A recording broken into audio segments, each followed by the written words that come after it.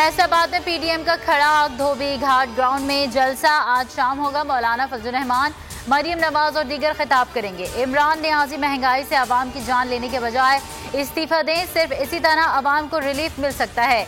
शहबाज शरीफ का मुतालबा, कहा रियायती नंबर मिलने के बावजूद इमरान नियाजी मुल्क और आवाम की खिदमत में मुकम्मल नाकाम हो चुके।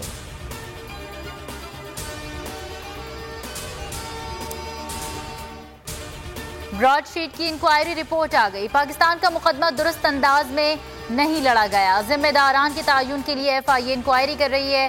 मुशीर दाखिला और एहतसाब शहजाद अकबर की न्यूज़ कॉन्फ्रेंस, कहा पेट्रोल बहरान पर भी इंक्वायरी कमीशन बनाया। कमीशन ने बताया कि मुल्क भर में 2000 गैर कानूनी पेट्रोल पंप थे जिन्हें बंद कर दिया गया।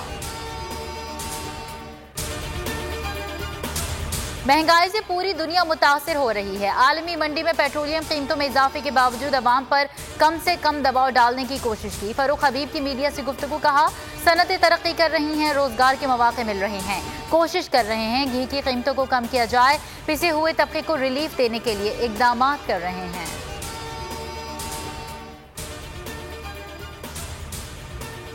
हुकूमत का 4 माह में आजवा पेट्रोल बम 10.5 रुपए का इजाफा कर दिया। डीजल 134, मट्टी का तेल 110 रुपए 26 पैसे फी लीटर। नोटिफिकेशन जारी। अवाम बिलबिला उठे, निर्खों में इजाफे को मुस्तरद कर दिया। कहा तब्दीली हुकूमत ने मुंह का निवाला छीन लिया। शहरियों ने हुकूमत से रहम की अपील कर दी।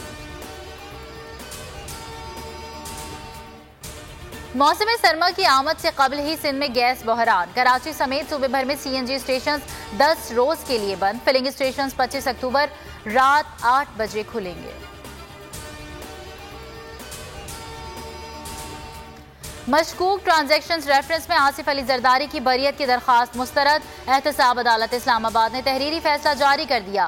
फैसले में कहा गया है कि तस्लीम शुदा हकीकत है, Asif Zardari public office holder थे, इसलिए इस मामले पर तरमीमी ऑर्डिनेंस के तलाक नहीं होता।